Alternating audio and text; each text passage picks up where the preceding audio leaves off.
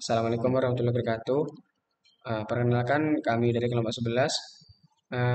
Pada kesempatan kali ini kami akan menjelaskan tentang modul 1 dan 2 sistem basis data kelas E. Sebelumnya perkenalkan nama saya Muhammad Ilham Lumam. Saya Fajar Renata. Saya Nanda Naifan.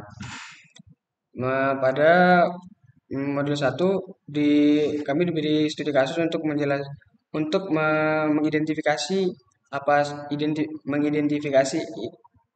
mengidentifikasi entiti apa saja yang terdapat di dalam bon bon bengkel seperti yang diberikan oleh dosen. Oke. Yang pertama, nama entity bengkel, kategori tempat, deskripsi menyimpan data tentang bengkel, alasan bengkel Ahas memiliki banyak cabang dan memiliki atribut yang berbeda. Salah satunya bengkel yang sedang dianalisis ini. Maka dari itu, bengkel dimasukkan sebagai entity. Kemudian atribut, yaitu ada ID bengkel, cabang bengkel, alamat bengkel, dan nomor bengkel. Keterangan identitas bengkel. Untuk yang kedua, nama entity pegawai, kategori benda nyata, deskripsi menyimpan data tentang karyawan yang bekerja di bengkel. Alasan karena data dari mekanik akan diperlukan oleh pemilik bengkel dengan maksud memudahkan pemantauan kinerja para ahas. Selain itu, penyatatan dapat memudahkan proses memperbaiki maupun servis kendaraan karena nantinya akan ada pergantian shift pekerja. Untuk atributnya sendiri, ID pegawai, nama pegawai, dan nomor telepon pegawai. Keterangannya, ketika ada kendaraan yang akan diperbaiki, otomatis akan ada setidaknya satu mekanik yang akan menservis kendaraan tersebut. Agar mempermudah kerja shift antara mekanik, maka mekanik dapat dijadikan entity. Untuk yang nomor 3, entitinya kendaraan. Untuk kategori sendiri, benda nyata, deskripsi sebagai tempat menyimpan data kendaraan yang diperbaiki atau diservis. Alasannya sendiri, karena kendaraan salah satu barang utama dalam lingkup bengkel. Di bengkel di bengkel kita pasti akan menemukan kendaraan yang akan diservis dan kendaraan tersebut spesifikasi yang berbeda satu sama lain. Maka dari itu, kendaraan perlu dimasukkan ke dalam entity. Untuk atribut sendiri, pertama, brand kendaraan, kedua, tahun produksi, ketiga, nomor polisi, keempat, warna. Untuk keterangannya sendiri, kendaraan perlu menjadi entity, karena setiap kendaraan pasti memiliki spesifikasi yang berbeda satu sama lain dan setidaknya satu kendaraan dimiliki setidaknya satu pemilik kendaraan. Sedang pemilik kendaraan tidak perlu dijadikan atribut karena sudah menjadi entity sendiri. Entity yang nomor 4 yaitu barang. Kategori benda nyata, deskripsi menyimpan data jenis spare part yang ada di bengkel. Alasan karena ketika ada spare part yang masuk dari gudang dan ada parts yang terjual, maka akan terjadi pencatatan agar data dapat tersimpan secara rapi dan struktur hingga nantinya akan mudah diproses pencatatannya. Untuk atributnya sendiri, eh, jenis barang, 2 nama barang, 3 harga barang, dan 4 stok barang.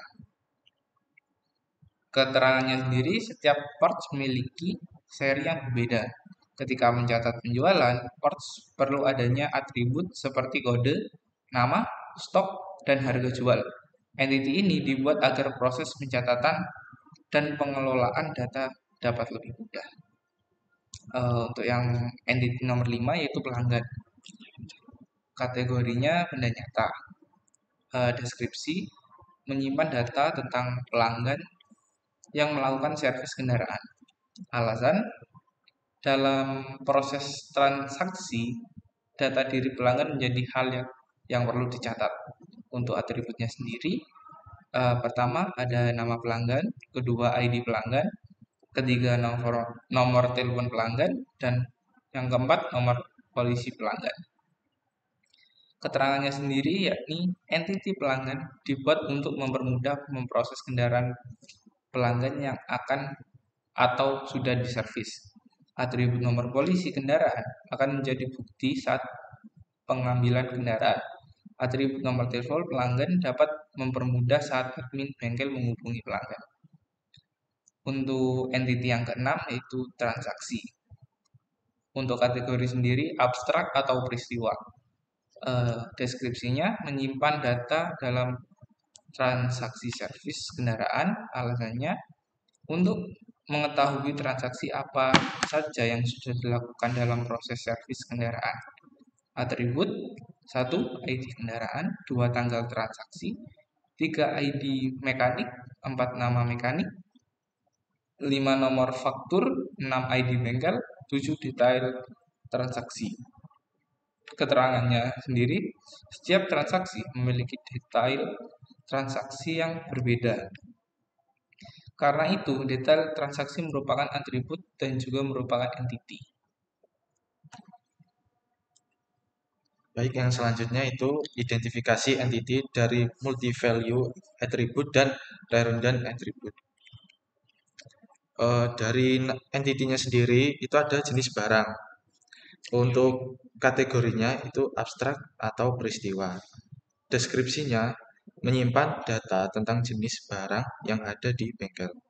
Untuk alasannya sendiri itu ketika dimasukkan ke entiti barang menjadi redundant sehingga perlu dipisah menjadi entiti sendiri agar mempermudah proses mengolah datanya. Untuk atribut dari jenis barang sendiri itu ada ID jenis barang, terus jenis barang, dan deskripsi barangnya. Untuk keterangannya, itu setelah jenis barang menjadi entity, atribut ini dihapus dari entity barang. Untuk mencatat jenis suatu barang, barang tertentu di entity barang, cukup dicatat di UID jenis barangnya. Selanjutnya, catat atribut yang tidak bisa dimasukkan ke entity yang ada. Untuk atribut yang tidak bisa dimasukkan ke entity yang ada itu ada harga. Nama atributnya itu harga, entitinya itu barang. Kenapa harga tidak bisa Kenapa harga tidak bisa dijadikan atribut di entity? Karena harga itu merupakan atribut yang sewaktu-waktu bakal berubah nilainya. Maka dari itu, harga tidak dimasukkan ke atribut. Selanjutnya, soal yang selanjutnya itu penentuan primary UID dan secondary UID tiap entity. Untuk penentuannya itu dari entity barang, ID-nya itu artificial, untuk itunya itu primary. Bengkel itu ID artificial dan itunya primary.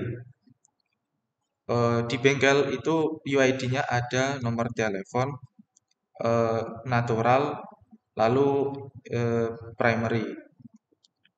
Untuk kendaraan, ID-nya itu artificial dan itunya primary. Untuk nomor platnya kendaraan itu ada natural dan primary.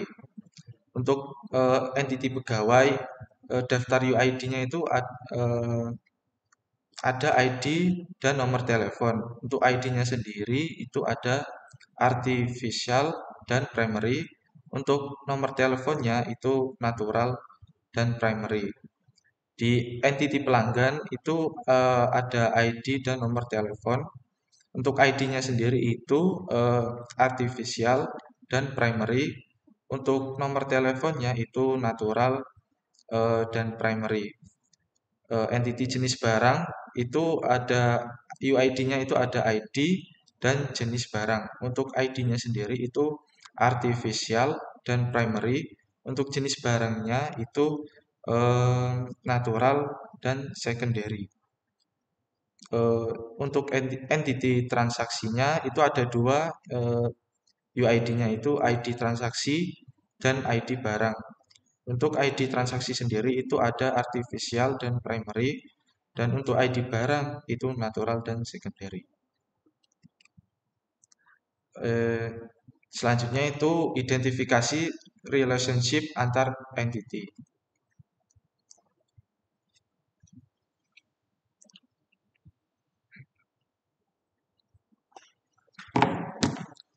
Yang selanjutnya adalah identifikasi relationship antar entity.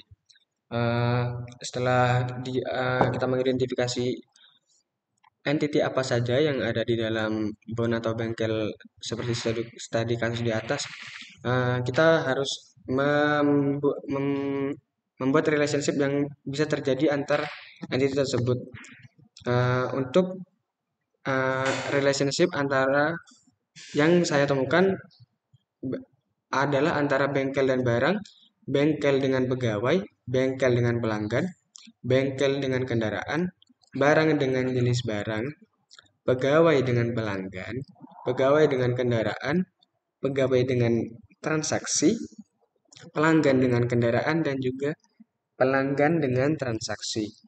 Untuk penjelasan relationship-nya mungkin ada di modul 2. Yang selanjutnya adalah modul 2. Untuk soal yang pertama adalah menentukan nama dari relationship.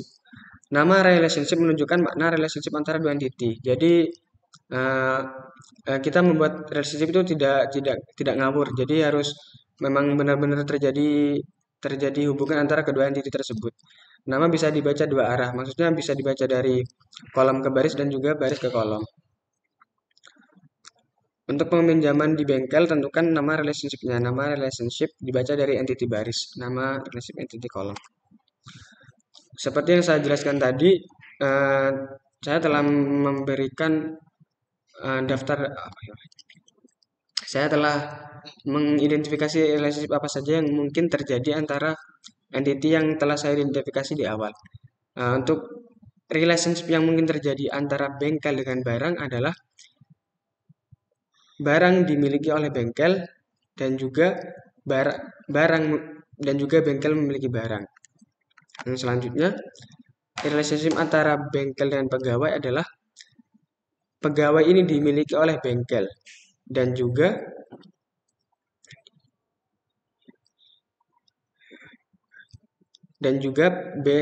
bengkel ini memiliki pegawai. Yang selanjutnya adalah pelanggan dan bengkel. Pelanggan ini dilayani oleh bengkel. Dan selanjutnya kendaraan di sini relationship yang terjadi dengan bengkel adalah diperbaiki seperti itu.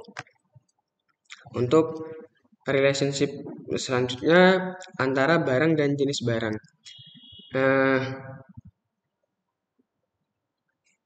Jenis barang yang dimiliki oleh barang. Maksudnya di dalam barang pasti ada jenis barang yang dicantumkan di dalam atributnya. Nah, selanjutnya adalah pegawai dengan pelanggan. Relationship yang terjadi antara pelanggan dan pegawai adalah pelanggan ini dilayani oleh pegawai dari bengkel. Selanjutnya adalah relationship antara transaksi dengan pegawai. Transaksi yang terjadi diatur oleh pegawai. Selanjutnya, relationship antara pelanggan dengan kendaraan. Relationship antara pelanggan dan kendaraan adalah kendaraan dimiliki oleh pelanggan karena pasti kendaraan pasti punya pemilik dan pemiliknya adalah pelanggan yang berlangganan ke bengkel. Selanjutnya adalah transaksi dengan pelanggan. Transaksi yang telah terjadi dibayar oleh pelanggan. Seperti itu. Untuk soal nomor 2, entity A dan B punya relationship. Optionality menjelaskan 1. Apakah semua instansi dari A harus ikut serta dalam relationship? Nomor 2, apakah semua instansi dari B harus ikut serta dalam relationship?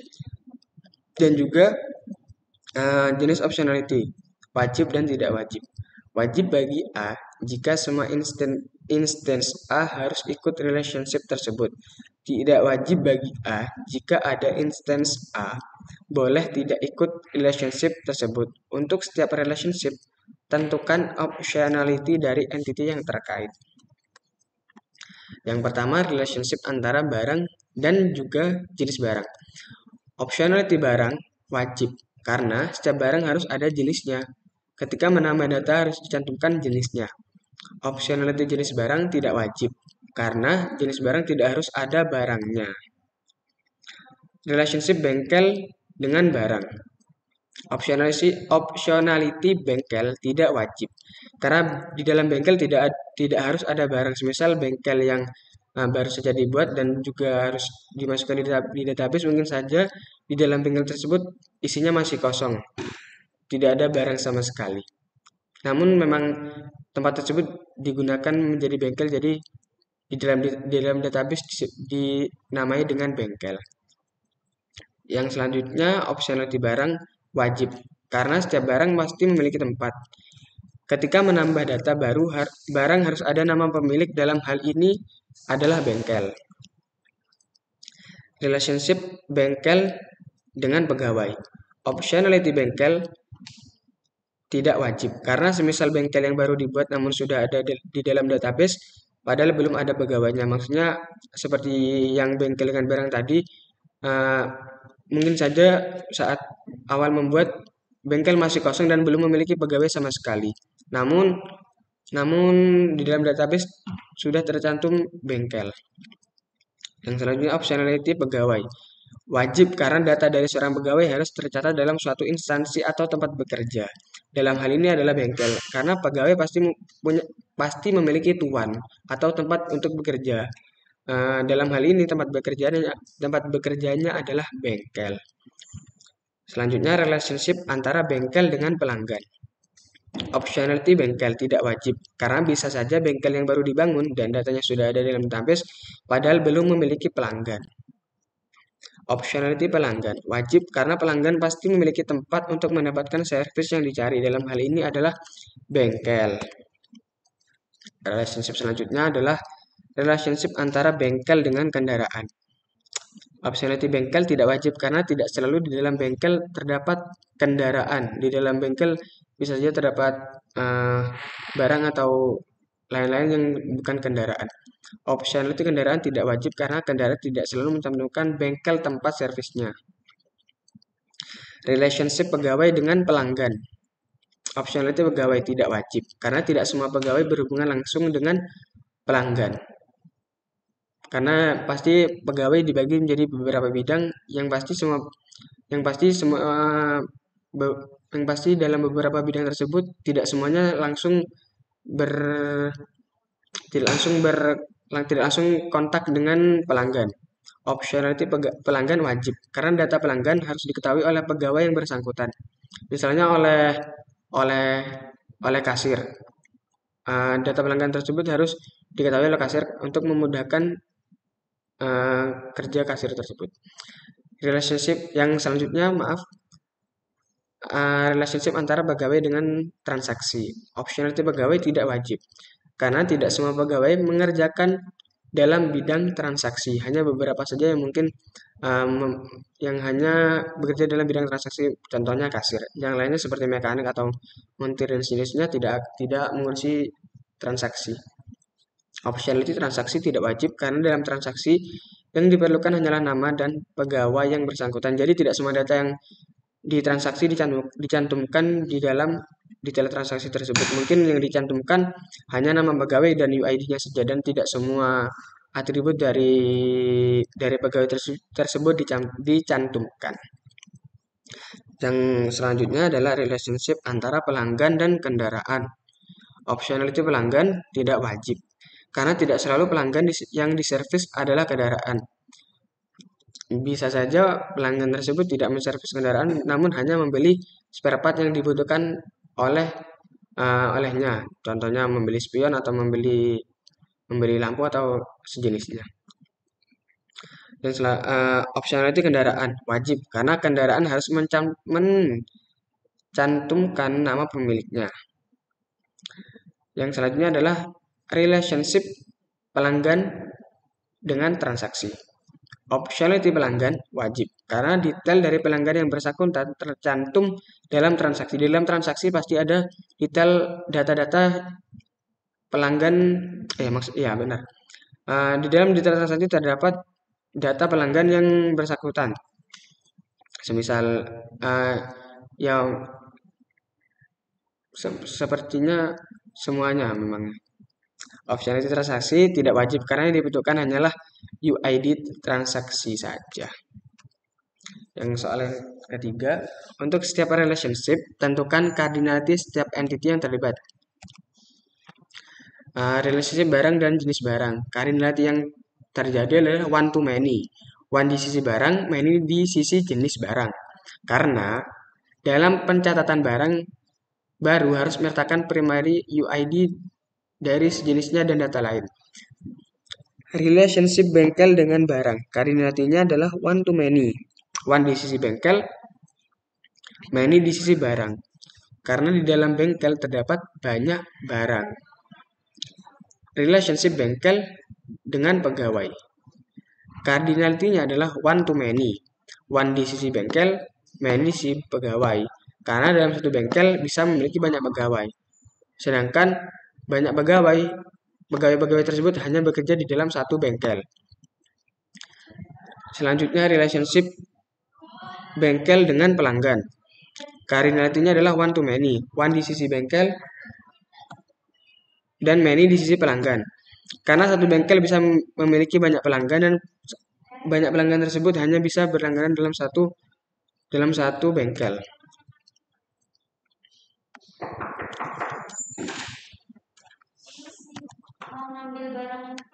Oh ya.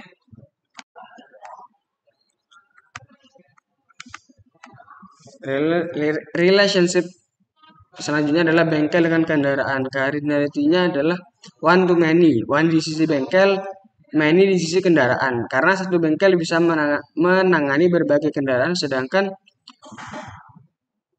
beberapa kendaraan tersebut terdapat di dalam satu bengkel dan datanya tidak akan ada di dalam bengkel yang lain.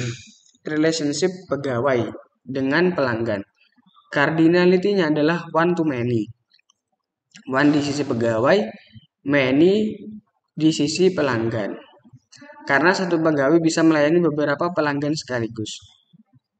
Sedangkan mungkin pelanggan hanya mendapatkan servis dari satu pegawai saja dan hanya berhubungan dengan satu jenis pegawai saja. Relationship yang selanjutnya adalah relationship pegawai dengan transaksi. Cardinality-nya adalah one to many. One di sisi pegawai, many di sisi transaksi. Karena satu pegawai bisa mengurusi banyak transaksi. Relationship selanjutnya adalah relationship antara pelanggan dengan kendaraan. Cardinality-nya adalah one to many. One di sisi pelanggan, many di sisi kendaraan. Karena satu pelanggan bisa menservis beberapa kendaraannya sekaligus. Relationship yang selanjutnya adalah relationship antar pelanggan dengan transaksi. Cardinality-nya adalah one to many. One di sisi pelanggan, many di sisi transaksi. Karena satu pelanggan bisa berkaitan dengan beberapa transaksi sekaligus. Maksudnya mungkin pelanggan tersebut mendapat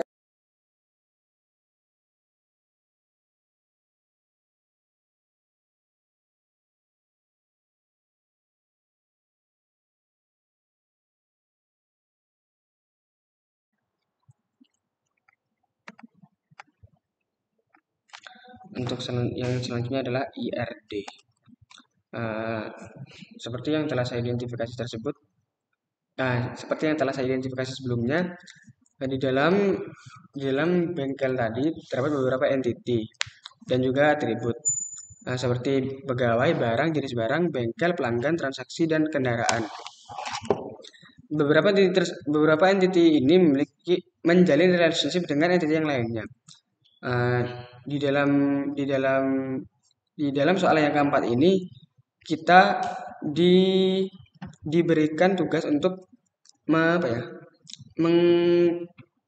memberikan gambaran lah seperti apa relationship yang terjadi antara entity tersebut.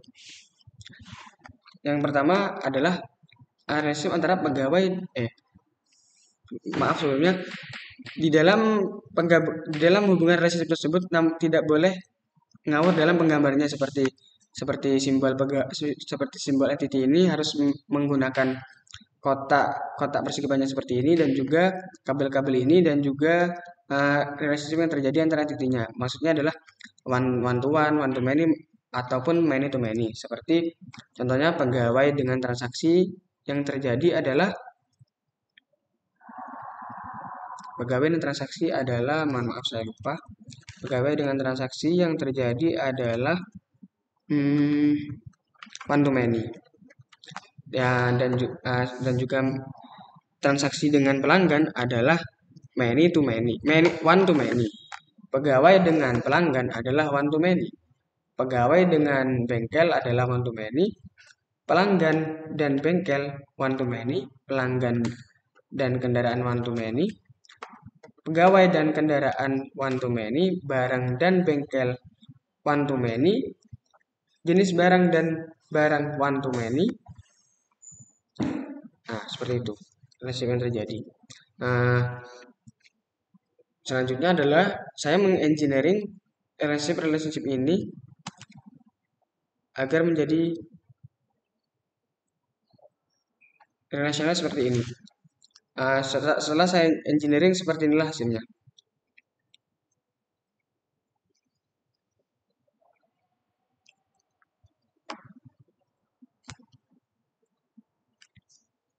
Yang selanjutnya adalah soal nomor 5. Untuk soal nomor 5, yakni membaca relationship menggunakan ERDs.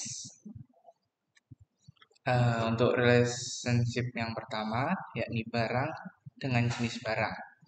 Setiap barang harus menjadi milik dari satu dan hanya satu jenis barang. Sedangkan setiap jenis barang bisa dimiliki oleh satu atau beberapa barang. Kemudian yang kedua, relationship bengkel dengan barang.